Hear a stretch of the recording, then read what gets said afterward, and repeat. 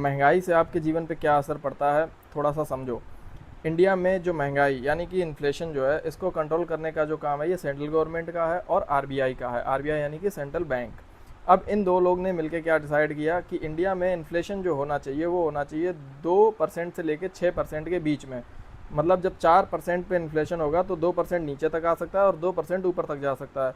ये लिमिट्स जब क्रॉस होंगी तो फिर हमें क्या करना पड़ेगा, एक्ट करना पड़ेगा और इन्फ्लेशन को इसी लिमिट के दायरे में रखना है। तो अगर आप अभी गूगल करोगे तो इंडिया में इन्फ्लेशन देखोगे तो आपको 3 पॉइंट समथिंग देखने को मिलेगा। मतलब गवर्नमेंट के अकॉर्डिंग इन्फ्लेशन बिल्कुल ही कंट्रोल में है। अब देखो आम आदमी के जीवन में कैसे चेंजेस आते हैं। क्रूड ऑयल महंगा हुआ तो फिर जो साइकिल से चल रहा है उसको लगेगा कि मेरे जीवन पे क्या असर पड़ रहा है। उसको तो बस साइकिल चलानी है, उसको तो कोई पेट्रोल या डीजल नहीं यूज़ करना है। लेकिन जब क्रूड ऑयल महंगा होता है तो ट्रांसपोर्ट महंगा होता है, सप्लाई चेन महंगी होती है। हर एक इंडस्ट्री में जो फैक्ट्रीज़ हैं वो चलती हैं इन्हीं क्रूड ऑयल्स पे। सारे मैन्युफैक्चरिंग हर एक प्रोडक्ट महंगा होता है।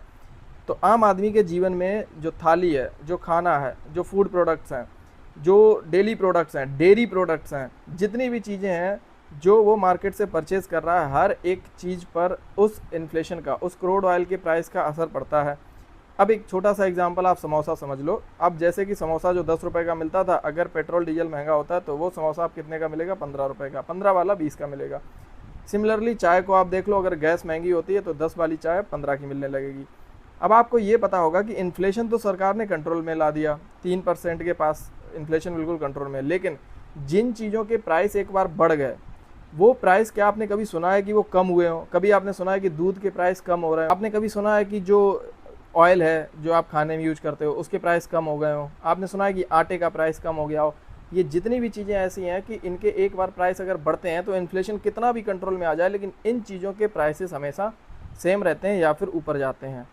तो जब ये चीज़ें हमेशा ऊपर जाती हैं और परचेजिंग पावर नहीं बढ़ती है और इन्फ्लेशन कंट्रोल में रहता है, तो फिर जो गरीब की जेब है वो और तेज़ी से खाली होती है और गरीब को और गरीबियत की तरफ धकेलती है।